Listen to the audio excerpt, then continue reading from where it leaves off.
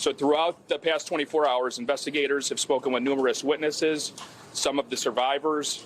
They've had the opportunity to review numerous video clips, both from cell phone video recordings and fixed cameras in the area, and they've conducted a number of other follow-up investigations. And based on where we're at this point in the investigation, and some of this is still preliminary, so is subject to change as we keep moving forward, but we do believe Crimo pre-planned this attack for several weeks. He brought a high-powered rifle to this parade.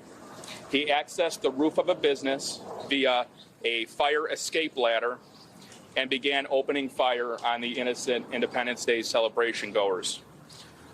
The rifle was purchased in Illinois, and the information we have thus far is that it appears to have been purchased legally by Crimo. During the attack, Crimo was dressed in women's clothing, and investigators do believe he did this to conceal his facial tattoos and his identity and help him during the escape with the other people who were fleeing the chaos. During the attack, we believe that Crimo fired more than 70 rounds from this rifle into the crowd of innocent people. Following the attack, Crimo exited the roof, he dropped his rifle, and he blended in with the crowd, and he escaped. He walked to his mother's home, who lived in the area, and he blended right in with everybody else as they were running around, almost as he was an innocent spectator as well. He borrowed his mother's vehicle. We issued an alert yesterday afternoon. Chief Jogman provided the vehicle information and Crimo's information. We're very thankful that an alert member of the community saw Crimo's vehicle traveling southbound on Route 41, dialed 911.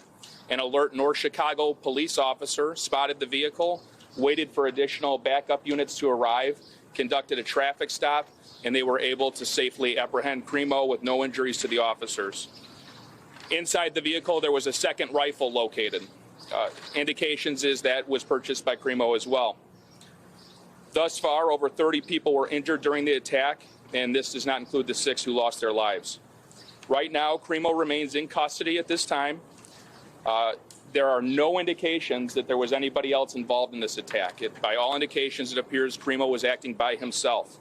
The Lake County State's Attorney's Office has been with us from the ground level. They're with us this morning. They were with us through the night. We continue to review the information. Investigators are still developing leads and very critical information. Once we're at a point where we're ready to review all of that information for charges, we will sit down with the state's attorney and review for criminal charges.